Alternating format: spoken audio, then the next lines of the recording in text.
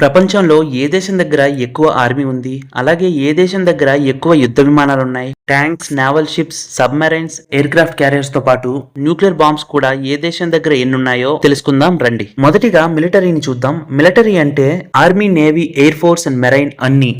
Israel దగ్గర 1,70,000 మంది, Iran దగ్గర 6,10,000 మంది, యునైటెడ్ కింగ్డమ్ దగ్గర 1,44,000 మంది, ఫ్రాన్స్ దగ్గర 2,70,000 మంది, పాకిస్తాన్ దగ్గర 6,60,000 మంది, రష్యా దగ్గర 11,34,000 మంది, నార్త్ కొరియా దగ్గర 12,80,000 మంది, అమెరికా దగ్గర 13,28,000 మంది, ఇండియా దగ్గర 14,55,550 మంది, చైనా దగ్గర 20,35,000 మంది సైనికులున్నారు. వీళ్ళంతా కూడా యాక్టివ్ సోల్జర్సే. యాక్టివ్ సోల్జర్స్ అంటే విధుల్లో ఉన్న సైనికులు, సెలవుల్లో ఉన్న సైనికులు కాదు. అండ్ సైనికులు ఎక్కువ మంది ఉన్న దేశాలలో చైనా మొదటి స్థానంలో నిలిచింది. ఇండియా అండ్ అమెరికా 2-3 స్థానాల్లో నిలిచాయి. అండ్ యుద్ధ విమానాల దగ్గరకు వస్తే ఇజ్రాయెల్ దగ్గర 611, ఇరాన్ దగ్గర 551, యునైటెడ్ కింగ్డమ్ దగ్గర 631, ఫ్రాన్స్ దగ్గర 976, నార్త్ కొరియా దగ్గర 861, పాకిస్తాన్ దగ్గర 1399, ఇండియా దగ్గర 2,229, చైనా దగ్గర 3,309, రష్యా దగ్గర 4,292, అమెరికా దగ్గర 13,043. అండ్ ఎక్కువ యుద్ధ విమానాలున్న దేశం అమెరికా మొదటి స్థానంలో నిలిచింది. అండ్ ట్యాంక్స్ దగ్గరకు వస్తే ఇజ్రాయెల్ దగ్గర 2,600, ఇరాన్ దగ్గర 1,713, యునైటెడ్ కింగ్డమ్ దగ్గర 227, ఫ్రాన్స్ దగ్గర 215, పాకిస్తాన్ దగ్గర 2,627, ఇండియా దగ్గర 4,201, నార్త్ కొరియా దగ్గర 4,344, అమెరికా దగ్గర 4,640, చైనా దగ్గర 6,800, రష్యా దగ్గర 12,000 యుద్ధ ట్యాంకులు ఉన్నాయి. యుద్ధ ట్యాంకులు అంటే ఆర్మర్డ్ వెహికల్స్ ప్లస్ ట్యాంక్స్ కలిపి. అండ్ అత్యంత యుద్ధ ట్యాంకులు కలిగి ఉన్న దేశం రష్యా మొదటి స్థానంలో నిలిచింది. అండ్ నావల్ షిప్స్ యుద్ధ నౌకల దగ్గరికి వస్తే ఇజ్రాయెల్ దగ్గర 59, ఇరాన్ దగ్గర 67, యునైటెడ్ కింగ్డమ్ దగ్గర 50, నార్త్ కొరియా దగ్గర 332, ఫ్రాన్స్ దగ్గర 70, పాకిస్తాన్ దగ్గర 36, ఇండియా దగ్గర 343, అమెరికా దగ్గర 465, రష్యా దగ్గర 747, చైనా దగ్గర 841. అండ్ ఎక్కువ యుద్ధ నౌకలున్న దేశం చైనా మొదటి స్థానంలో నిలిచింది. అండ్ సబ్మెరైన్స్ దగ్గరకు వస్తే ఇజ్రాయెల్ దగ్గర 6, ఇరాన్ దగ్గర 33, యునైటెడ్ కింగ్డమ్ దగ్గర 11, ఫ్రాన్స్ దగ్గర 10, నార్త్ కొరియా దగ్గర 70, పాకిస్తాన్ దగ్గర 5, ఇండియా దగ్గర 16, అమెరికా దగ్గర 68, చైనా దగ్గర 79, రష్యా దగ్గర 79.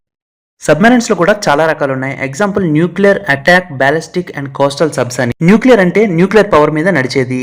And attack submarine or hunter killer submarine అంటే టార్పిడోస్ అండ్ మిజైల్స్ ని తీసుకెళ్లే సబ్మెరైన్. అండ్ బ్యాలిస్టిక్ సబ్మెరైన్ అంటే బ్యాలిస్టిక్ మిజైల్స్ ని తీసుకెళ్లగలిగే సబ్మెరైన్. అత్యంత సబ్మెరైన్లు కలిగిన దేశం చైనా అండ్ రష్యా మొదటి స్థానంలో ఉన్నవి. అండ్ ఎయిర్ క్రాఫ్ట్ క్యారియర్స్ విషయానికి వస్తే ఎయిర్ క్రాఫ్ట్ క్యారియర్స్ అంటే సముద్రంలోనే ఉంటూ అవసరమైనప్పుడు అవసరమైన చోటికి బ్యాలిస్టిక్ మిజైల్స్ ని, అవసరమైతే పెద్ద పెద్ద న్యూక్లియర్ మిజైల్స్ ని కూడా అధిక మొత్తం మీద మిలిటరీ ఎయిర్ క్రాఫ్ట్స్ ని సముద్ర మార్గంగా అవసరమైన చోటికి తీసుకెళ్లగలిగే ఒక పెద్ద రాకాసి నౌక. ఈ ఎయిర్ క్రాఫ్ట్ క్యారియర్స్ ఇజ్రాయెల్ దగ్గర, ఇరాన్ దగ్గర, పాకిస్తాన్ దగ్గర, నార్త్ కొరియా దగ్గర ఒక్కటంటే ఒకటి కూడా లేవు. రష్యా దగ్గర 1, ఫ్రాన్స్ దగ్గర 1, ఇండియా దగ్గర 2, యునైటెడ్ కింగ్డమ్ దగ్గర 2, చైనా దగ్గర 3, అమెరికా దగ్గర 11 ఉన్నాయి. ఎక్కువ ఎయిర్ క్రాఫ్ట్ క్యారియర్స్ కలిగిన దేశం అమెరికా మొదటి స్థానంలో నిలిచింది.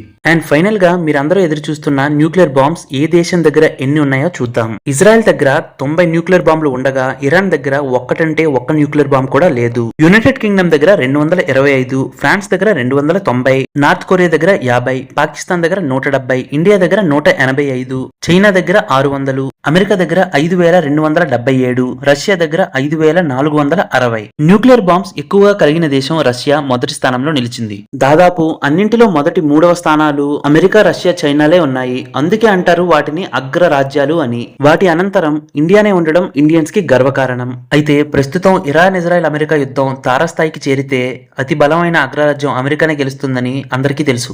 ఇరాన్ దగ్గర ఉన్నదంతా పెట్టి యుద్ధానికి వెళ్లినా అమెరికాని ఎదుర్కొని ఎక్కువ కాలం నిలబడలేదు. అమెరికా దగ్గర, ఇజ్రాయెల్ దగ్గర న్యూక్లియర్ వెపన్స్ ఉన్నాయి, కానీ ఇరాన్ దగ్గర ఒక్కటంటే ఒక్కటి కూడా లేదు. ఇప్పటికే ప్రపంచ దేశాలు చాలా నష్టపోతున్నాయి. పూర్తి స్థాయి న్యూక్లియర్ యుద్ధం గనక వస్తే ఇంకా ఘోరాలు చూడాల్సి వస్తుంది. 3వ ప్రపంచ యుద్ధానికి కూడా దారి తీసే అవకాశాలు చాలా ఉన్నాయి. సో యుద్ధం త్వరగా ముగిసిపోవాలని కోరుకోవడం తప్ప ఇంకేం చేయలేం. సో ప్రపంచ దేశాల గురించి, వారి భద్రతా సామర్థ్యం గురించి తెలియని వారు తెలుసుకున్నారని అనుకుంటున్నాను. ఇలాంటి మరిన్ని ఇన్ఫర్మేషనల్ వీడియోస్ కోసం ఈ వీడియోకి లైక్ చేయండి. మన యూట్యూబ్ ఛానల్ ని సబ్స్క్రైబ్ చేసుకోండి. Thank you.